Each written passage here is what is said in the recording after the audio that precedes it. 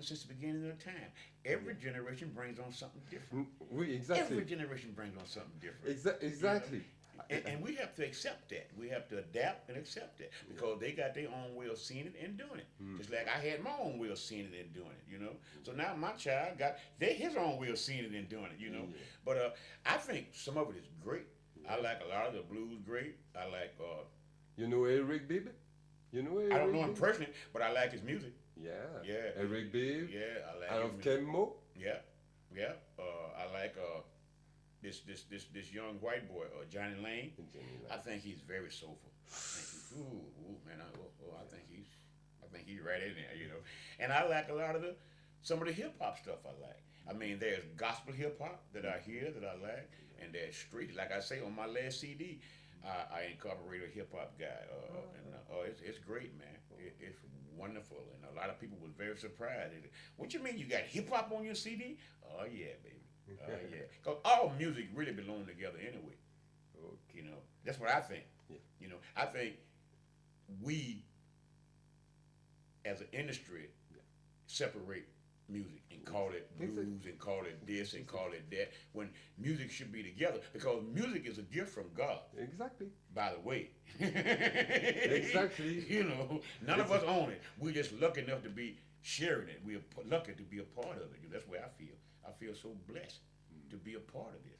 You know, but I know I don't own nothing, man. You know, it all belongs to the good Lord. You know, and I'm thankful that I can play some small part. Yeah. You know, that's the way I feel. This for me, I doing the report for the New Orleans musician because when I saw the TV in New Orleans, Yeah. I said, my God. Yeah. I've got the contact with Lucky Peterson, Mighty Rogers, Yeah. and the minute I phoned in with a friend. Hey, we take the show. We try 3 weeks every day. Man, it's a good show. In careers, it's very, very good. It's different. Come on, generation. Yeah. Because Mighty, Lucky is the new guitar player. It's very good, great concert. We have 40 hours, 7 camera. It's very great. For to do the DVD, for to help the musician to New Orleans, it's very difficult because in French it's the same in USA. It's a politic. Yeah, politics. It's a politics. Always politics. Oh my God! I try because I know the president in Ile-de-France in the center to Paris. I ask him, please. I want to do the DVD for to help the musician because I love the blues. I respect. I know the music. I know the musician is staying 1 year at home. Byron Holmes. It is a guitar player, the same face to Jimmy. He played Jimi Hendrix. Is incredible. He saw the storm. Oh my God, my family. We phoning in every night, every day. It's okay. Very interesting. Very interesting, New Orleans. You know, in New Orleans, I wanted New Orleans to be my home so bad. I wanted to live there, but it would not accept me. It spit me back up, you know. I wasn't supposed to be there. And now looking back in retrospect, I'm glad. Because there's a possibility I would have been caught there in the flood and I could have died there. You know, so God works in strange and wonderful ways, you know. As much as I want to stay there. And when I left there, I was a little bit bitter. I was a little bit angry because they wouldn't accept me. Because I knew I was good enough. But it's so politickish. The politics and the little pitches and you know. And it's incredible because when you saw the report on the TV, the French TV, and the picture is it changed. Yeah. And New Orleans will never be the same. It would never be the same. You know, after this flood, it would never be the same again. I know so many people that will never go back to New Orleans again. As a matter of fact, I was talking to Cyril Neville, you know, the Neville brothers. Yeah. Cyril had moved to Austin. He lost his house. Heavy. Aaron, he moved to Memphis. You know, and Charles, he lived up in Massachusetts, up close by me. Charles, the brother that plays saxophone, Yeah, he exactly. lived up by Massachusetts. The only one that didn't lose his home is the older brother was Art. Art, he still lives in New Orleans, but the rest of them. But there's so many other people I know, man, that they are very angry, very upset, and thinking about never going back there again. And they might change their mind later on, because I know as time wears on, you know, you tend to forgive and forget.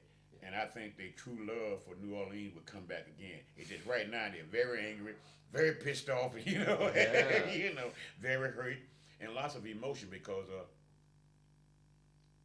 it was such a political thing the way that it happened, because government officials has known about this levy for years. It's nothing new. Nothing new. It could have been fixed a long time ago, man. It could have been. They just didn't care enough to fix it. They didn't care enough. But oddly enough, I think God gonna use it. Exactly. God is gonna use it. That was the same philosophy. I love that. Yeah, absolutely. Yeah, but because it's the same for the autonomy and in Asia, and it's the same, because c'est attention, il y a God. That's it. Aye. Things works out. It's amazing. In its own strange way, those of us that understand, and now I certainly have a more understanding that all things work together for the good for those of us that love the Lord.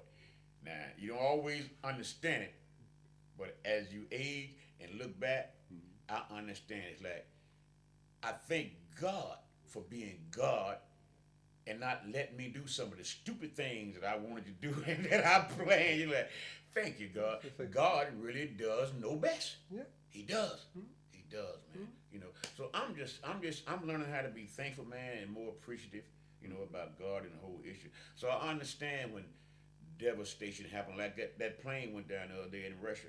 The only thing I could think to do was pray and hope that they was Christian. I hope that they believe in the Lord. You know, that was my prayer. You know, I just hope that they believe in you, God.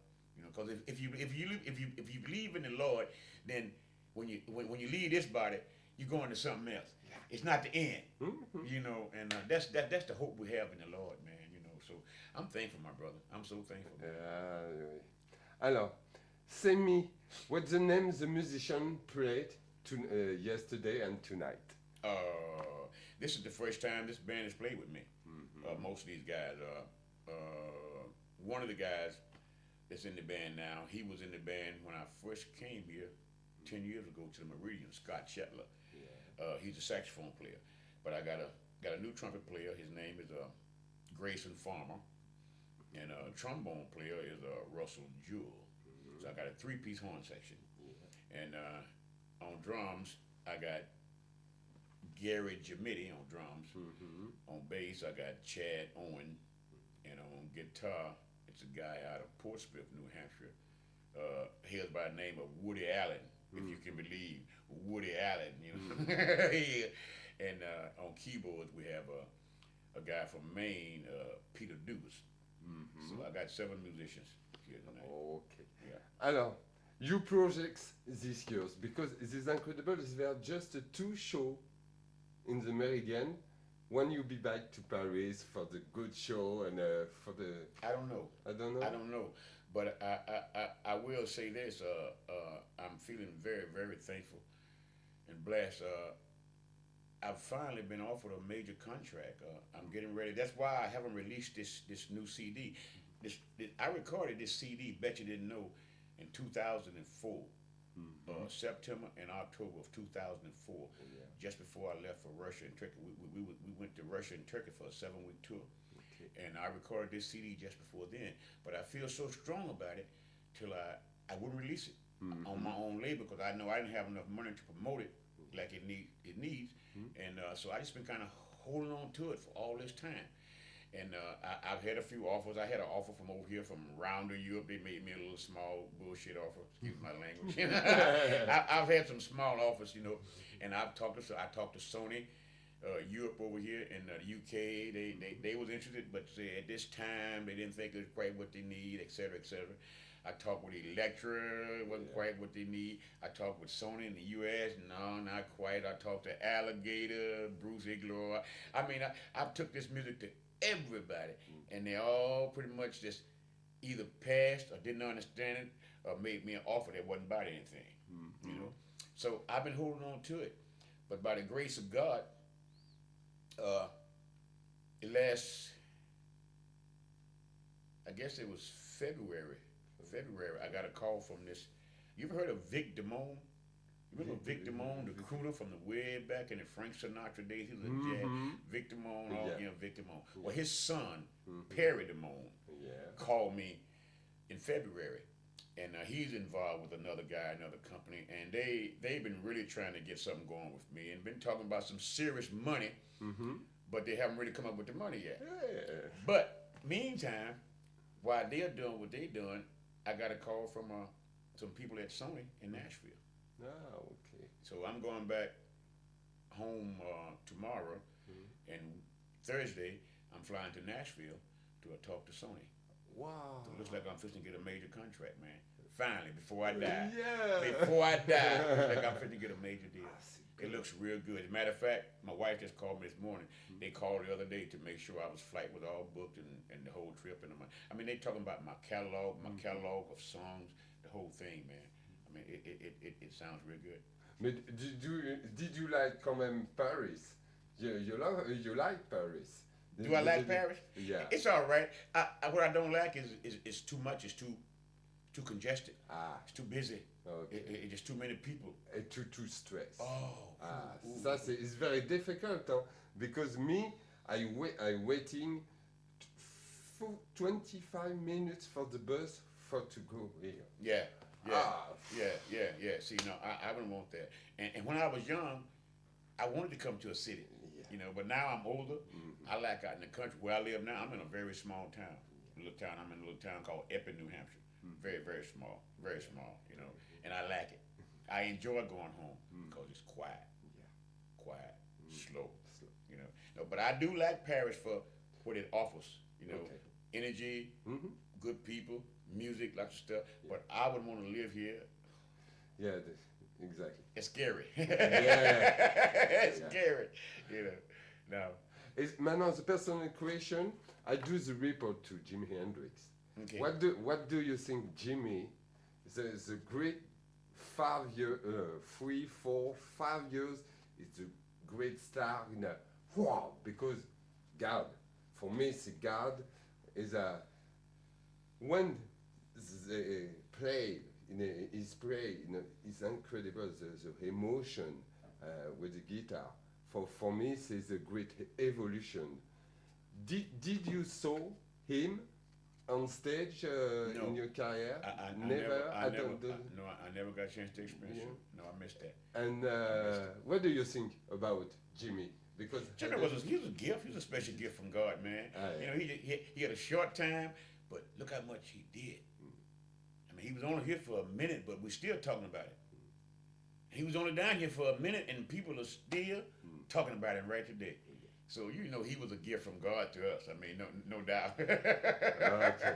Allez, c'est parti.